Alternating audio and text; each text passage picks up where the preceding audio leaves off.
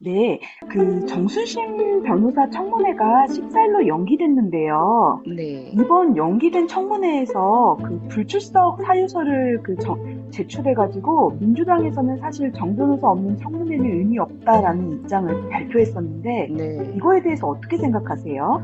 당초 청문회 일정이 잡혔었던 3월 31일에도 더불어민주당은 같은 입장이었는데요. 물론 청문회 당일에 증인으로 출석 요구된 정순신 변호사가 더더군다나 국가수사본부장으로 내정돼서 어떤 공적인 인물이와 관련된 어떤 사회적 무리에 대해서 사회적 책임을 지지 않고 불출석하는 모습에 대해서는 유감스럽습니다. 네.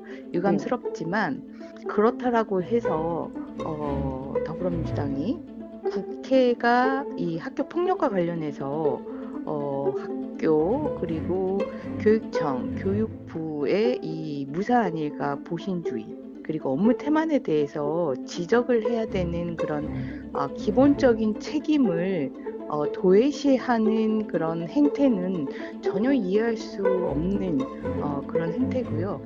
이렇게 생각하면 쉽게 이해하실 것 같습니다. 최근에 학교 폭력과 관련된 소송에서 모 변호사가 네. 쌍불로 소취하가 되는 결과로 인해서 사회적으로 큰 이슈가 되었는데요. 네. 더불어민주당의 행태가 딱 그 모습입니다. 다퉈야 되는데 이 부분에 대해서 국회에서 이 학교 폭력과 관련된 교육 당국의 문제를 다루어야 하는데 정순신 변호사가 불출석했으니 우리도 불출석한 걸로 그렇게 간주하겠다라고 어떤 기술적인 무책임한 그 기술을 선보인 그런 모습이라고 이해하시면 쉬울 것 같습니다. 네. 그런데요, 사실 학폭 문제와 관련해서 또 네, 민주당의 안민석 의원하고 정청래 의원 자녀 학폭 문제도 같이 제기가 되고 있거든요. 네. 그래서 앞으로 열릴 청문회에서 해당 문제도 함께 논의될 필요성이 있다라는 의견도 나오고 있는데 이거에 대해서는 어떻게 생각하세요?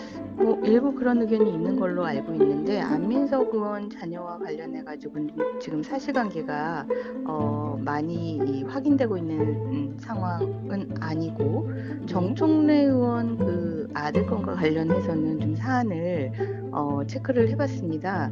체크를 해봤는데 가장 큰 문제가 같은 학교에서 성희롱이나 성추행과 관련된 그 부분의 학교 폭력인데 그 조치가 분리 조치가 아니었다라는 점이 좀 문제가 있다라고 보여졌고요. 네. 그래서 향후에 학교 폭력 그 유형 중에 이렇게 성희롱이나 성추행과 같은 어떤 성적인 부분이 있다라면 원칙적으로 가피해자를 분리해서 가해자를 강제전학 조치하는 것을 기본적인 조치 사항으로 하는 그러한 매뉴얼이 좀 필요하다라는 그런 검토를 하게 됐고요. 네. 이런 부분들에 대해서는 청문회를 통해서든 아니면은 당정협의회를 통해서든 학폭 대책을 다룰 때 의견을 제시를 할 예정입니다. 아, 네. 그럼 일단 오늘 학폭 근절 대책에 대해서 정부가 발표한다고 했었는데요. 네. 앞으로 열릴 청문회와 관련해서 민주당을 향해 당부하실 말씀 있으실까요?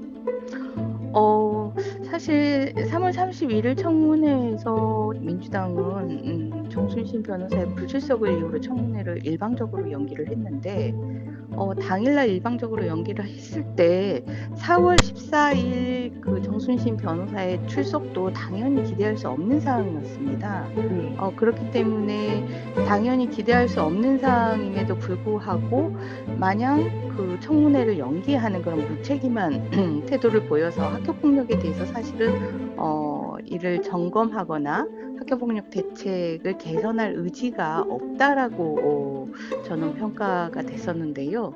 국회가 이 학교 폭력에 대해서 그렇게 무책임하거나 의지가 없을 때 일선에서는 학교 폭력을 사실은 그 대처해야 되는 현장에서의 그 어려움, 이 부분은 전혀 해결되기가 어렵습니다. 그래서 네. 지금 현재의 이런 더불어민주당의 그런 그 인식과 자세로는 학교 폭력에 대해서 어떠한 개선점도 발굴해내지 못할 것이다라는 그런 엄중한 현실을 좀 직시를 하고 진지하게 좀 그 사안에 임했으면 하는 그런 당부의 말씀드립니다.